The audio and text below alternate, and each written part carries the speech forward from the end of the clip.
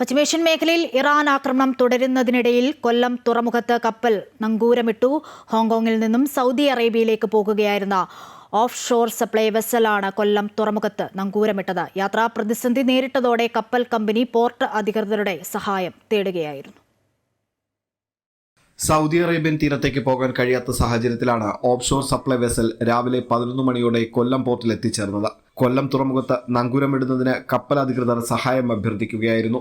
യാത്രാ പ്രതിസന്ധി ഉണ്ടായതോടെ ചെറു ഓഫ് ഷോർ സപ്ലൈ കപ്പലാണ് കൊല്ലം തുറമുഖത്ത് എത്തിയതെന്നും ചരക്ക് കപ്പലല്ലെന്നും അധികൃതർ അറിയിച്ചു. 12 ജീവനക്കാരാണ് ഓഫ് ഷോർ സപ്ലൈ വെസലിലുള്ളത്. ആക്ടിവിഷൻ എന്ന് പറയുന്ന ഈ വെസലിൻ്റെ ഓണേഴ്സ് ഈ പാക്ക് ഷിപ്പിംഗ് വഴി ഞങ്ങളുടെ അടുത്ത് ഷെൽട്ടർ ചോദിച്ചു. അപ്പം റീസൺ പറഞ്ഞത് അവർ ഹോങ്കോങ്ങിൽ നിന്ന് അവർ സൗദി അറേബ്യയിലേക്ക് പോകുന്നു, ഒരു ഷെൽട്ടറിനാണ് ചോദിച്ചത്. ഞങ്ങൾ അതനുസരിച്ച് കസ്റ്റംസിനെയും IBയെയും പിന്നെ എമിഗ്രേഷനെ അറിയിക്കാൻ പറഞ്ഞിട്ട് അവരുടെ എല്ലാവരുടെയും പെർമിഷന് കൂടി ഈ ഓഫ് ഷോർ സപ്പോർട്ട് വെസലിനെ ഇവിടെ ബെർത്തിങ് അനുവദിച്ചേക്കാണ്. അല്ലല്ല, ഇത് സൈൻ കിറ്റിൽ രജിസ്റ്റർ ചെയ്ത ഒരു ഫോറിൻ വെസലാണ്.